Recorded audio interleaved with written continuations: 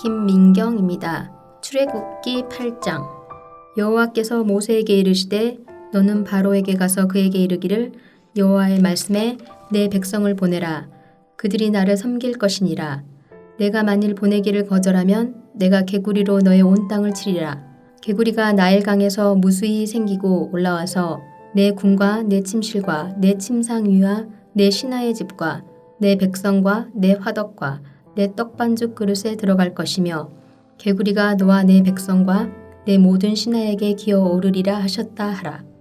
여호와께서 모세에게 이르시되 아론에게 명령하기를 내 지팡이를 잡고 내 팔을 강들과 운하들과 못 위에 펴서 개구리들이 애굽 땅에 올라오게 하라 할지니라. 아론이 애굽 물들 위에 그의 손을 내밀매 개구리가 올라와서 애굽 땅에 덮이니 요술사들도 자기 요술대로 그와 같이 행하여 개구리가 애굽 땅에 올라오게 하였더라. 바로가 모세와 아론을 불러 이르되 여호와께 구하여 나와 내 백성에게서 개구리를 떠나게 하라. 내가 이 백성을 보내리니 그들이 여호와께 제사를 드릴 것이니라. 모세가 바로에게 이르되 내가 왕과 왕의 신하와 왕의 백성을 위하여 이 개구리를 왕과 왕궁에서 끊어 나일강에만 있도록 언제 간구하는 것이 좋을는지 내게 분부하소서. 그가 이르되 내일이니라. 모세가 이르되 왕의 말씀대로 하여 왕에게 우리 하나님 여호와와 같은 이가 없는 줄을 알게 하리니 개구리가 왕과 왕궁과 왕의 신하와 왕의 백성을 떠나서 나일강에만 있으리이다 하고 모세와 아론이 바로를 떠나 나가서 바로에게 내리신 개구리에 대하여 모세가 여호와께 간구하매 여호와께서 모세의 말대로 하시니 개구리가 집과 마당과 밭에서부터 나와서 죽은지라. 사람들이 모아 무더기로 싸우니 땅에서 악취가 나더라. 그러나 바로가 숨을 쉴 수 있게 됨을 보았을 때에 그의 마음을 완강하게 하여 그들의 말을 듣지 아니하였으니 여호와께서 말씀하신 것과 같더라. 여호와께서 모세에게 이르시되 아론에게 명령하기를 내 지팡이를 들어 땅에 티끌을 치라 하라. 그것이 애굽 온 땅에서 이가 되리라. 그들이 그대로 행할세 아론이 지팡이를 잡고 손을 들어 땅에 티끌을 치매 애굽 온 땅의 티끌이 다 이가 되어 사람과 가축에게 오르니 요술사들도 자기 요술로 그같이 행하여 이를 생기게 하려 하였으나 못하였고 이가 사람과 가축에게 생긴지라. 요술사가 바로에게 말하되 이는 하나님의 권능이니이다 하였으나 바로의 마음이 완악하게 되어 그들의 말을 듣지 아니하였으니 여호와의 말씀과 같더라. 여호와께서 모세에게 이르시되 아침에 일찍이 일어나 바로 앞에 서라. 그가 물 있는 곳으로 나오리니 그에게 이르기를 여호와께서 이와 같이 말씀하시기를 내 백성을 보내라. 그러면 그들이 나를 섬길 것이니라. 내가 만일 내 백성을 보내지 아니하면 내가 너와 내 신하와 내 백성과 내 집들의 파리떼를 보내리니 애굽 사람의 집집에 파리떼가 가득할 것이며 그들이 사는 땅에도 그러하리라. 그날에 나는 내 백성이 거주하는 고센 땅을 구별하여 그곳에는 파리가 없게 하리니 이로 말미암아 이 땅에서 내가 여호와인 줄을 내가 알게 될 것이라. 내가 내 백성과 내 백성 사이를 구별하리니 내일 이 표징이 있으리라 하셨다 하라 하시고 여호와께서 그와 같이 하시니 무수한 파리가 바로의 궁과 그의 신하의 집과 애굽 온 땅에 이르니 파리로 말미암아 그 땅이 황폐하였더라. 바로가 모세와 아론을 불러 이르되 너희는 가서 이 땅에서 너희 하나님께 제사를 드리라. 모세가 이르되 그리함은 부당하니이다. 우리가 우리 하나님 여호와께 제사를 드리는 것은 애굽 사람이 싫어하는 바인즉 우리가 만일 애굽 사람의 목전에서 제사를 드리면 그들이 그것을 미워하여 우리를 돌로 치지 아니하리이까. 우리가 사흘길쯤 광야로 들어가서 우리 하나님 여호와께 제사를 드리되 우리에게 명령하시는 대로 하려 하나이다. 바로가 이르되 내가 너희를 보내리니 너희가 너희 하나님 여호와께 광야에서 제사를 드릴 것이나 너무 멀리 가지는 말라. 그런즉 너희는 나를 위하여 간구하라.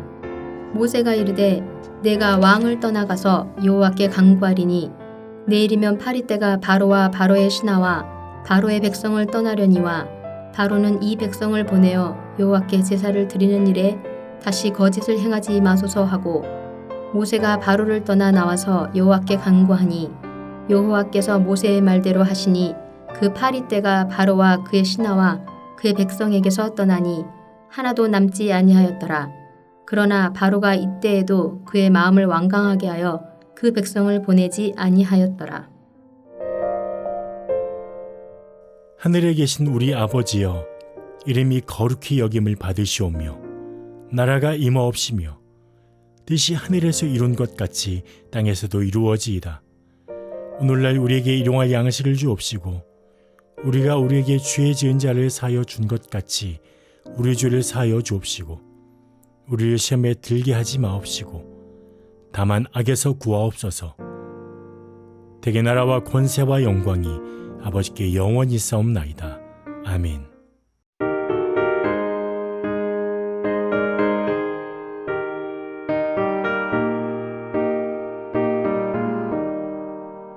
내 모든 소원 기도의 제목 예수님 닮기 원함이라.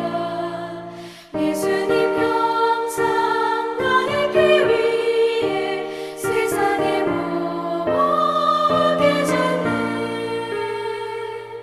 예수님 닮기 내가 원하네. 날 구원하신 예수님을 내 마음속에 지금도 도사 주님의 형상이 지소서. 무한한 사랑 풍성한 긍휼 슬픈 자 위로하시는 주. 길 잃은 죄인 부르는 예수 그 형상 담게 하옵소서. 예수님 닮기 내가 원하네. 날 구원하신 예수님을 내 마음속에 지금도 도사 주님의 형상이 지소서.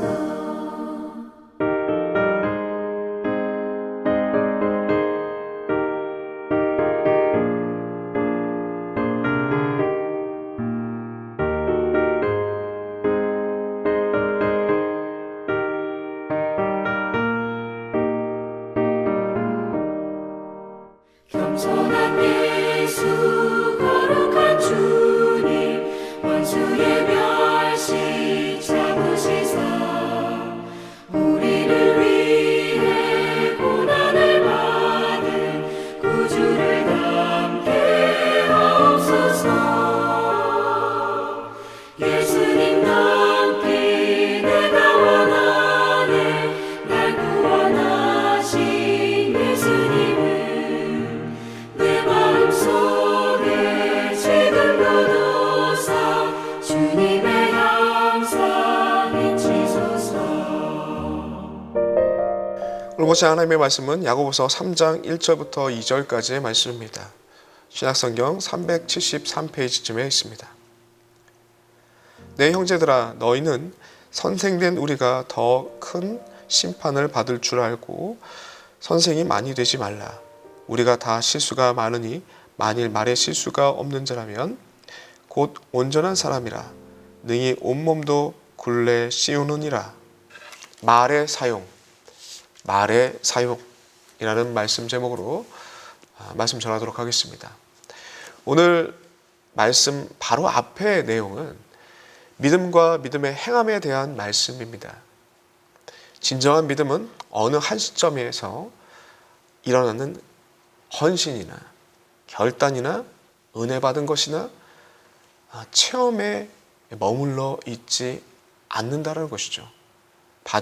하나님께 받은 그 은혜가 언제나 현재적으로 현재의 내 삶 속에 옮겨져 와서 그 믿음이 삶으로 드러나게 된다라는 것이 이 바로 앞에 말씀입니다. 그리고 3장에 넘어와서 야고보 사도는 믿음의 삶에 있어서 아주 실제적인 말씀을 하기 시작합니다. 바로 성도 간에 그리고 교회 공동체 안에 이 언어 사용에 관한 구체적인 권면을 합니다.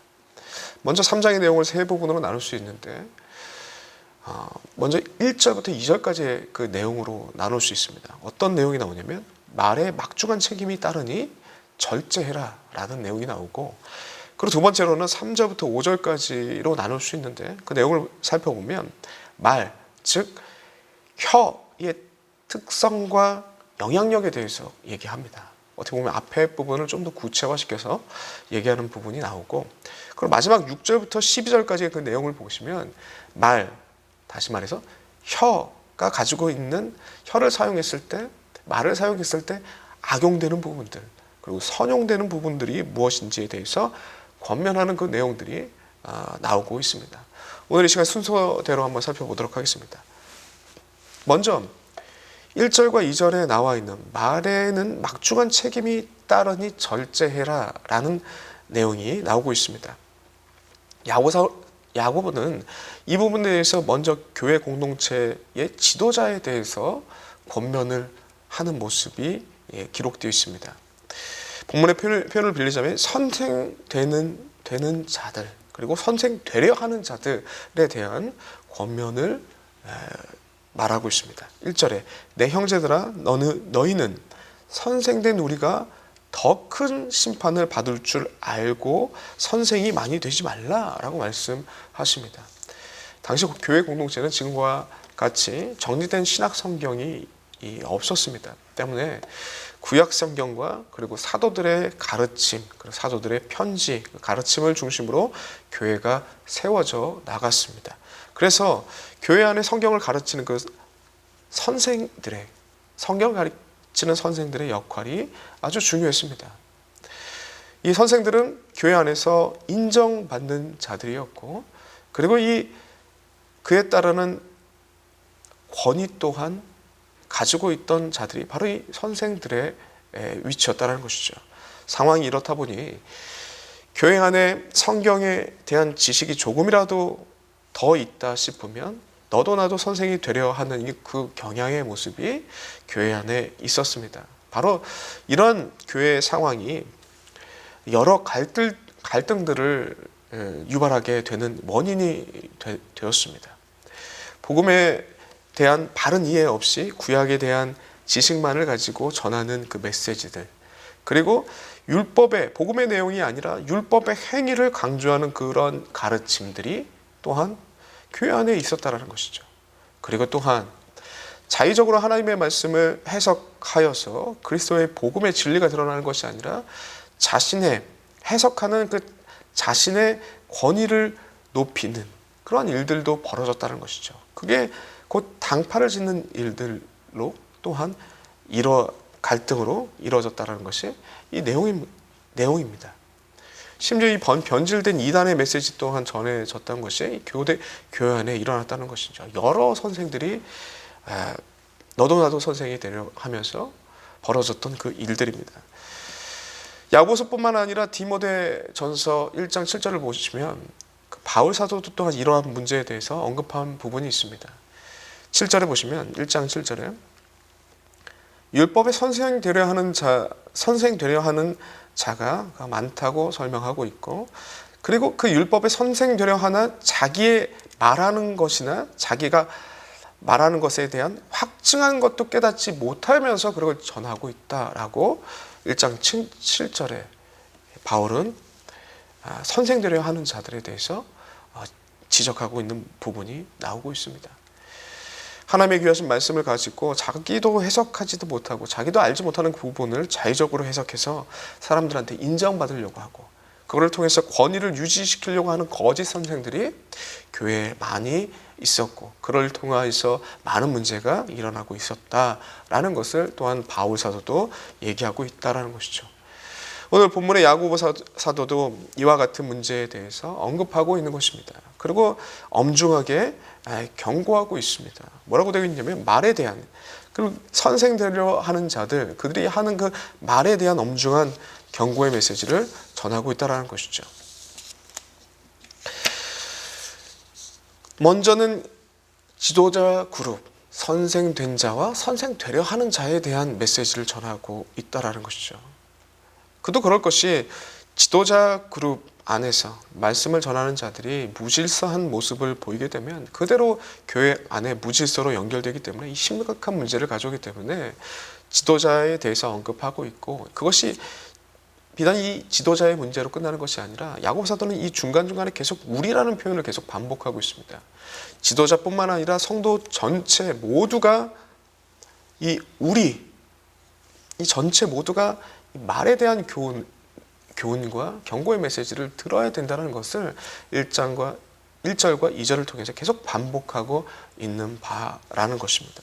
그러므로 지도자 그룹뿐만 아니라 예수 그리스도를 믿는 모든 구성원들 모두가 이 말에 대한 교훈을, 야고보가 얘기하는 그 말에 대한 교훈을 집중해야 된다, 주목해야 된다라는 것이 1, 2절에 얘기하고 있는 바입니다.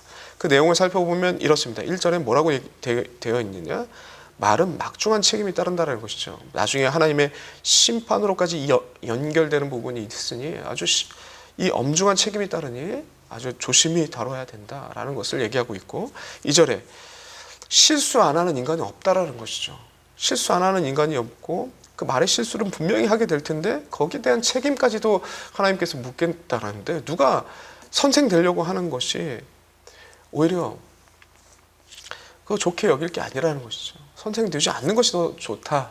그러므로 특별한 하나님의 부르심이 있어서 선생 되게끔 하시는 하나님의 은혜가 있지 않고서는 사람들의 인정을 받고 존경을 받고 권위를 받기 위해서, 권력을 누리기 위해서 하는 그 선생됨은 선생됨이 스스로에게 있는지 살펴봐야 된다라는 것이죠. 이게 지도자 그룹뿐만 아니라 모두가 갖고 있는 하나님의 말씀, 조금 저 사람보다 내가 조금 더 갖고 있는 그 하나님의 말씀으로 서로 가르치려고 들려고 하는 그런 말의 사용의 부분에 있어서 우리는 조심해야 된다, 신중해야 된다라는 메시지를 계속 반복적으로 1절과 2절에 얘기하고 있다는 것이죠. 두 번째, 3절과 5절을 통해서 나타나는 바입니다.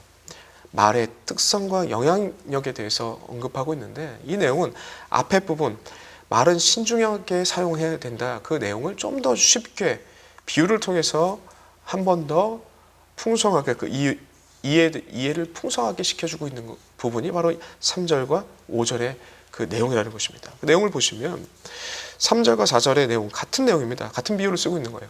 큰 소와 또한 큰 배어를 제어하는 것은 작은 제갈, 그 곱비에 있고, 그리고 큰 배를 조종하는 것은 작은 키에 있다.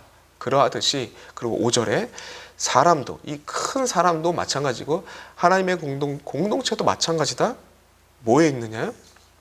바로 사람을 제어하는 것은, 이 큰 사람을 제어하는 것은 말에 있다라는 것이죠. 말에, 이 혀에 있다라고 표현합니다. 공동체도 마찬가지죠. 하나의 공동체를 이루고 있는 그 큰 공동체는 뭐에 좌지우지 되느냐? 이 말에 있다라는 거죠. 말에. 그러면 앞의 내용들을 좀 더 비유를 사용해서 좀 더 이해를 확장시켜주고 있는 것이 오늘 이 3절에서부터 5절까지 내용이라는 것이죠. 그리고 6절부터 12절 그 마지막 그 내용을 보시면 이 말을 사용할 때 어떤 일이 일어나냐면, 이 막강한 영향력을 갖고 있는 이 말을 사용했을 때, 악용했을 때 어떤 영향력이 나타나고 선용했을 때 어떠한 일들이 나타나는지에 대해서 이 6절과 그 마지막 12절까지 이어지는 그 내용을 통해서 나타나고 있는 바입니다. 한번 살펴보시면 6절부터는 다른 어떤 그 무엇보다도 사람의 사람의 말은 이 특별한 모습을 띠는데, 왜냐하면 하나님께서 인간에게 맡긴 권한 때문에 이 인간이 사용하는 이 말에 대한 영향력은 대단하다라는 것을 6절에 언급하고 있는 것입니다. 야고보는 6절에 모든 것을 태우는 불로 비유합니다. 이 말을, 사람의 말이, 사람이 하는 그 말이 모든 것을 태우는 불로 비유하고 있고, 그리고 또한 이 말은 모든 온몸을 더럽히는 일들도 하게 된다. 말 한 번 잘못하게 되면 모든 온몸이 더럽혀진다. 그리고 모든 삶을 불태워버린다. 그리고 주변까지도 지옥처럼 만들어버리는 것이 이 말에, 악용했을 때 이 말에 나타나는 영향력이다 라는 것을 얘기하고 있습니다. 때문에 말을 사용하는 것을 잘못하면 아주 어려운 일들이 발생된다라는 것을 말하고 있는 것이죠. 그리고 7절에 그 말이 나뿐만 아니라 주변에 영향을 미치게 된다라는 것을 7절에 언급하고 있고, 그리고 8절에 혀를, 이 말에 대한 부분, 이 혀를 능히 길들일 사람이 없나니라는 표현이 되어 있는데, 이 내용은 무엇이냐면, 무슨 말을 하고 있느냐면, 혀는 악용되었을 때 불같이 타오르기 때문에 그 영향력과 힘이 마치 악마의 힘과 같아서 우리가 도대체 인간성으로 가지고 인간의 능력으로 이것을 제어할 능력이 우리 인간에게는 없다라는 것을 이렇게 표현하는 것입니다. 혀를 능히 길들일 사람이 없나니. 이 거센 혀의 악한 능력들이 인간의 힘으로는 도저히 감당할 수 없고 제어할 수 없는 그 모습을 띈다라는 것을 8절에 얘기하고 있는 것입니다. 그리고 나서 인간의 힘으로는 불가능하다라는 것이죠. 그러고 나서 9절과 12절에 무슨 얘기를 하고 있느냐? 이 불가능한 것을 가능하게 만드는 것이 있다고 야고보는 얘기하고 있는 것입니다. 그게 무엇이냐? 이 불가능한 것을, 이 혀의 이 악한 능력을 제어하는 것은 그리스도 안에서 가능하다. 이 9절의 내용입니다. 그리스도 안에서 하나님을 아버지라 부르고 찬송하며, 그리고 하나님을 아버지라 부를 때에 그 혀의 능력들이 제어된다고 말씀하고 있는 것입니다. 아직 성화되지 못해서 그 이불을 통해서 때로는 하나님을 찬송하고 하나님 아버지라 부르지만, 또 때로는 성화되지 못한 부분들이 있어서 때로는 그 입으로 악독을 말하고 부정한 것들을 얘기하고 불같이 타오르는 더러운 것들을 얘기할 때도 있다. 그러나 주님 안에서, 그리스도 안에서 하나님을 아버지라 부르고 하나님을 찬송할 때 그것들을 점차 제어할 수 있다. 궁극적으로 더 나아가서 완전하게 제어되는 일들이 그리스도 안에서 일어난다라는 것이 9절부터 12절까지의 내용인 것입니다.